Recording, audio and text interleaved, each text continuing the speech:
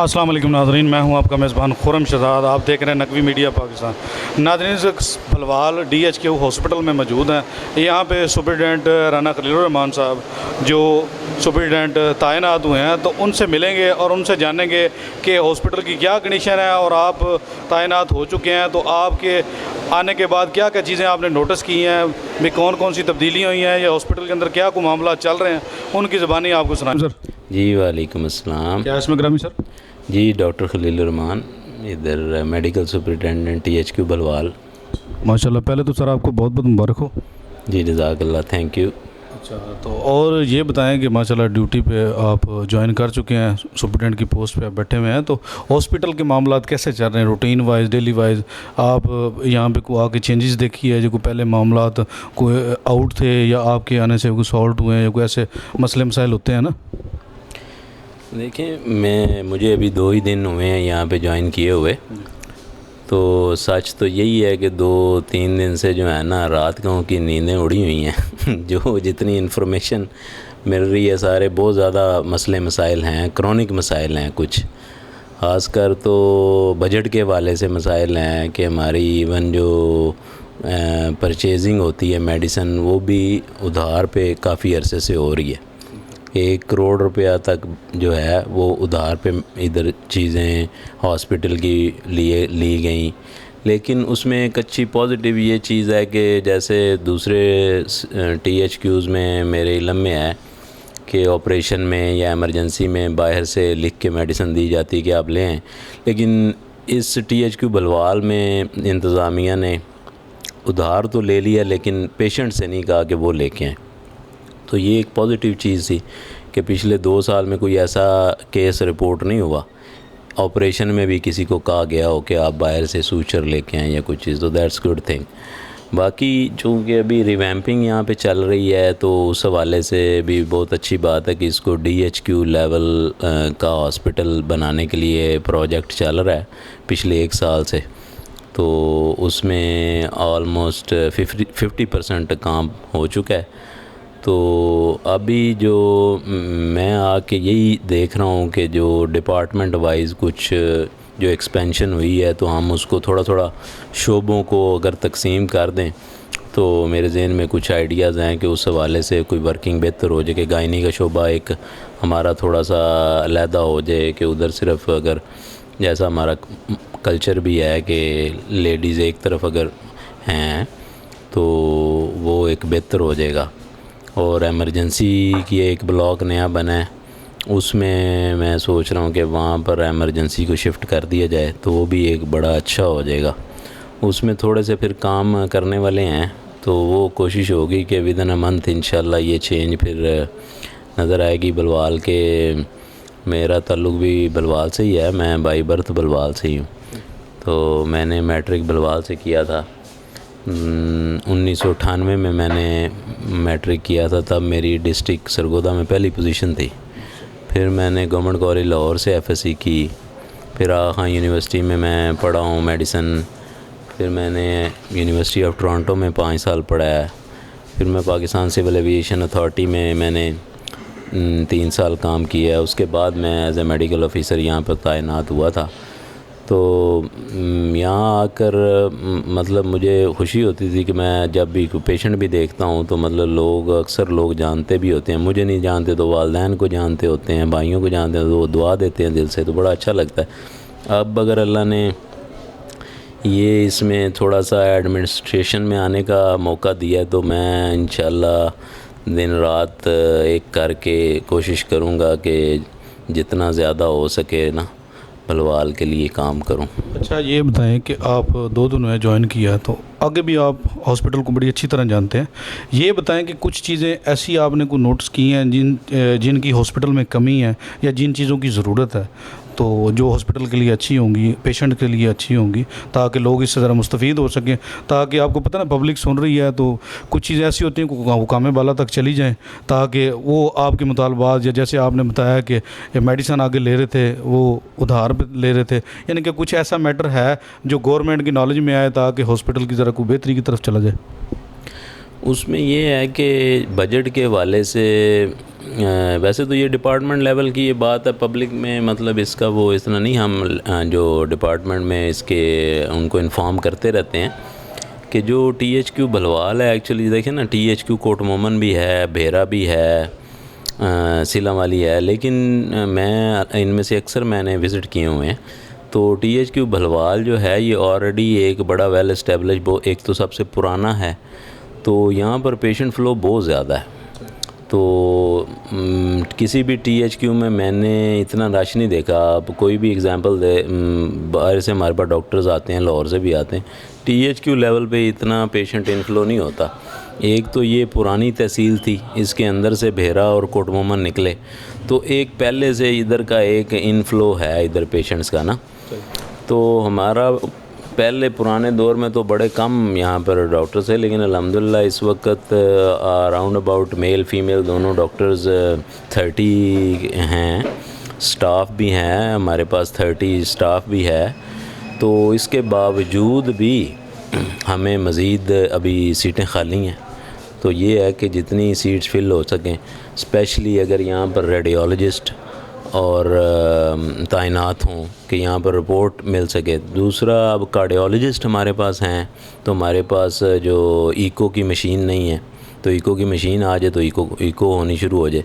پھر T H Q جتنا یہ پرانا ادارہ ہے، تو پوری بھلوال میں اور اس کے سراؤنڈنگ تحصیلوں میں بھی سی ٹی اسکین نہیں ہے. تو سی ٹی اسکین بہت ایک امپورٹنٹ ہوگا، اور سی ٹی اسکین کی اگر سہولت گورنمنٹ کی طرف سے آئے نا تو وہ ایک بہت اچھا انپٹ ہوگا. یعنی کہ وہ بھی ایک میجر ایشو ہے، یعنی کہ اس تحصیل میں ہونا چاہیے. ہاں جی، کیونکہ اس میں ڈائگنوز ہم یہ کرنا ہوتا ہے کہ کسی کو جب فالج ہوتا ہے تو اس میں سی ٹی اسکین کرنے کے بعد اس کو دوائی دینی ہوتی ہے، اس سے پہلے نہیں دے سکتے، کیونکہ اس میں دیکھنا ہے کہ فالج اس کو خون نکلنے کی وجہ سے ہوا ہے یا خون جمنے کی وجہ سے ہوا ہے، وہ سی ٹی اسکین میں پتہ چلنا ہے. جب تک سی ٹی اسکین نہیں ہونا اس کی دوائی شروع نہیں کر سکتے. اور اس میں پہلے جو کچھ گھنٹے ہوتے ہیں، پہلے 24 گھنٹے سمجھ لو یا 6 گھنٹے، وہ بڑے قیمتی ہوتے ہیں. اس میں اگر دوائی مل جائے تو بندے کا فالج ٹھیک ہو سکتا ہے، وہ کافی ٹھیک ہو سکتا ہے. اب اگر وہ ویٹ کر رہا ہے، کوئی غریب آدمی وہ جا بھی نہیں سکتا، تو وہ پھر اس کی وہ جو اس کی ڈسیبلٹی ہے، معذوری ہے، وہ پھر اس کا مقدر بن جاتی ہے. اچھا، یہاں پہ کچھ ڈاکٹرز کی سیٹیں خالی ہیں یا کوئی بیڈز وغیرہ آگے پیچھے کوئی ایسا کوئی ایشو ہے؟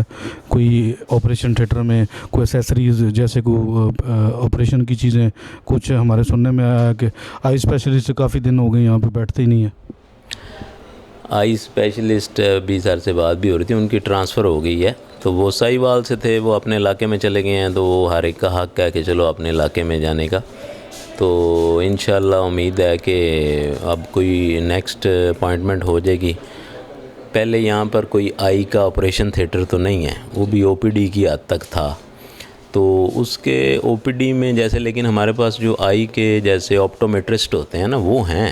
تو اگر ہمیں آٹو ریف مل جائے، وہ نہیں ہے. جو ایک کمپیوٹر مشین ہوتی ہے نمبر نکالنے کے لیے، آنکھ کا نمبر نکالنے کے لیے آٹو ریف ہوتا ہے، وہ نہیں ہے ٹی ایچ کیو کے پاس. اگر وہ بھی مل جائے، ہاں، مطلب C T scan, auto ref اور ایکو کارڈیو گرافی کی مشین جو ہے نا، یہ چیزیں 3 آتی ہیں تو یہ بہت اچھا ہے. اس کے لیے ہم ویسے بھی ہو سکتا ہے ڈونر بھی ہمیں مل جائیں. ابھی بھی ہم سوچ رہے ہیں کہ اس میں تھوڑی سی میٹنگ کریں گے لوکلز کے ساتھ نا. اگر کوئی ایسے ڈونر ہمیں مل جاتے ہیں نا تو لوگ دینے کو آئیں تو مطلب یہ چیزیں مینیج کی جا سکتی ہیں انشاءاللہ. یعنی کہ کچھ چیزیں اناؤنس ہوتی ہیں تو تب بھی پبلک کو پتہ چلتا ہے نا کہ یہاں پہ چیزیں شارٹ لسٹ ہیں. اور کیا ضروری ہے، صحیح کہہ رہے ہیں. ٹھیک ہے. تو اور کوئی میجر ایشوز ہے جو وہ پبلک کو پتہ چلے تو میں بھی، جیسے آپ کہہ رہے ہیں کوئی ڈونر آئے تو شاید ان کے توسط سے یہاں پہ چیزیں پرووائڈ ہو سکیں. ہاں جی، تو میری یہی ریکویسٹ ہوگی. بلوال میں ایک بڑی رچ تحصیل ہے پنجاب کی، تو یہاں پر یہ چیزیں پرووائڈ کرنا جو مخیر حضرات ہیں ہمارے، ان کے لیے اتنا بڑا نہیں ہے.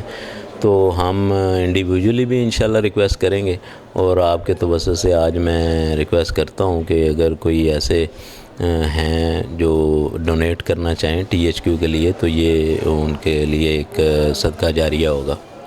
اچھا، اپنے توسط سے آپ بھلوال کے عوام کو کوئی کسی قسم کا میسج، یا کچھ لوگوں کے اندر ایک ابہام سا ہوتا ہے کہ یار ہاسپٹل میں جاتے ہیں ہماری پرچی نہیں بنتی، نمبر نہیں لگتا، کافی لوگوں کے سوال ہوتے ہیں، چند کویسچن ہوتے ہیں، تو اس حوالے سے کوئی میسج آپ کی طرف سے؟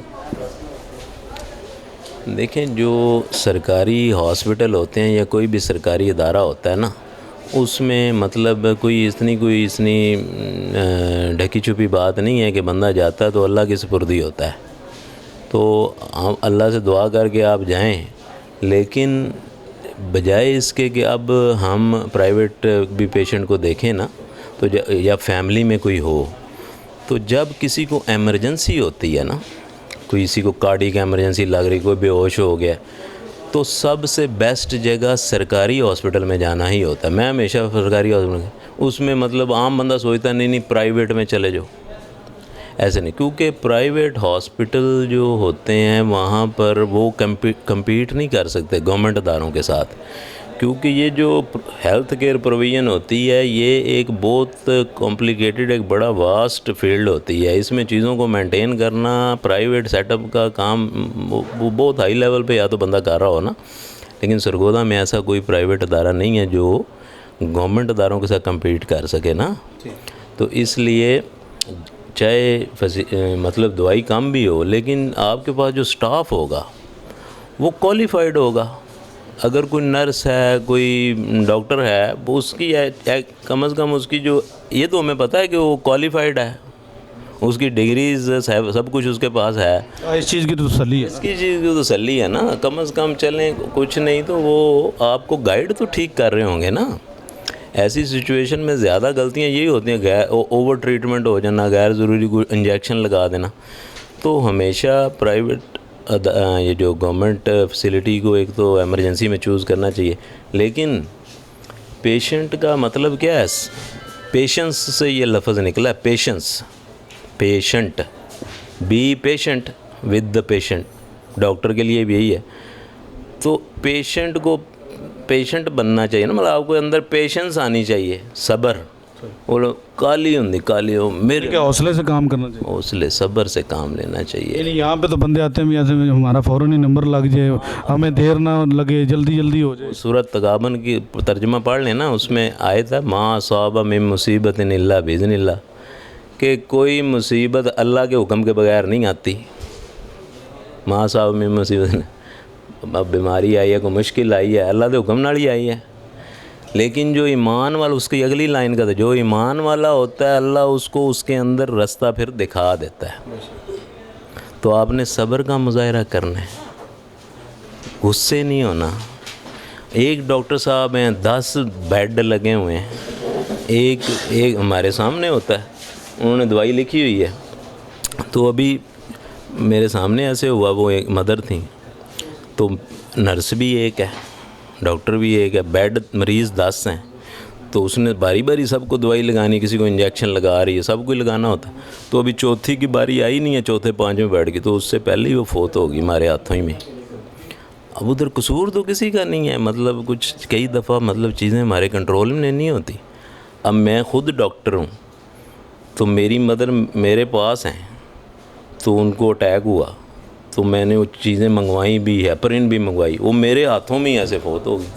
میں خود ڈاکٹر، میں ہاسپٹل کے اندر رہتا ہوں، تو جب چیزیں ہونی ہوتی ہیں تو اس وقت یہ نہیں ہوتا کہ آپ کتنے ڈاکٹر ہیں آپ کے پاس، یا تو وہ تو پھر ٹائم آ جاتا ہے، ہر کسی نے، ہم لائن میں لگے ہوں، ہر کسی نے جانا ہے، تو اگر انسان صبر سے مطلب مظاہرہ کرے نا، تو اس کے اندر ہی اس کی خیر بھی اس کو مل جاتی۔ غصہ کرنے سے کوئی فائدہ نہیں ہوتا۔ لڑکے وہ باہر چلے جاتے ہیں کہ وہ ڈاکٹر صاحب، مجھے 2 دن پہلے ہی کال آئی کہ آپ پلیز دیکھ لیں، وہ ادھر ایمرجنسی والے تو بالکل دیکھ ہی نہیں رہے۔ میں نے کہا یار تھوڑا صبر کرو، باری دیکھ رہے ہیں نا، پہلے ایک کو دیکھیں گے پھر دوسرے کو، تو ان اللہ مع الصابرین، اللہ صبر والے کے ساتھ ہی ہوتا ہے نا۔ اگر آپ غصہ کرو گے تو پھر آپ شیطان کے ہتھے چڑھ گئے ہو۔ غصہ شیطان کا دوسرا نام ہے، غصہ، وہ غصہ چڑھ گیا، بس آ گیا، وہ تمہیں قابو کر لے گا، پھر تمہارا کام خراب کرے گا، تمہیں پریشان کرے گا، تو اس سے بچنا ہے۔ اس لیے تو ناظرین، ڈاکٹر صاحب کی آپ نے باتیں سنی ہیں، ماشاءاللہ کافی پرجوش ہیں، کام میں ایکٹیو ہیں، تو جو بھی کنڈیشن تھی، جو بھی پرابلمس تھی ہاسپٹل کے اندر، انہوں نے ساری شیئر کی ہے ہمارے ساتھ، تو کچھ چیزوں کی ریکویسٹ بھی کی ہے، جو مخیر حضرات ہیں ان کو، اور کچھ کو گورنمنٹ کو، افسران کو بھی انہوں نے آگاہ کیا کہ یہاں چیزیں جو شارٹ لسٹ ہیں، جو چیزیں ہوں تو मरीज़ों को फ़ायदा हो सकता है। तो नाज़रीन, आज के लिए इतनी, हमें दें इजाज़त। कैमरा मैन के साथ अल्लाह हाफ़िज़।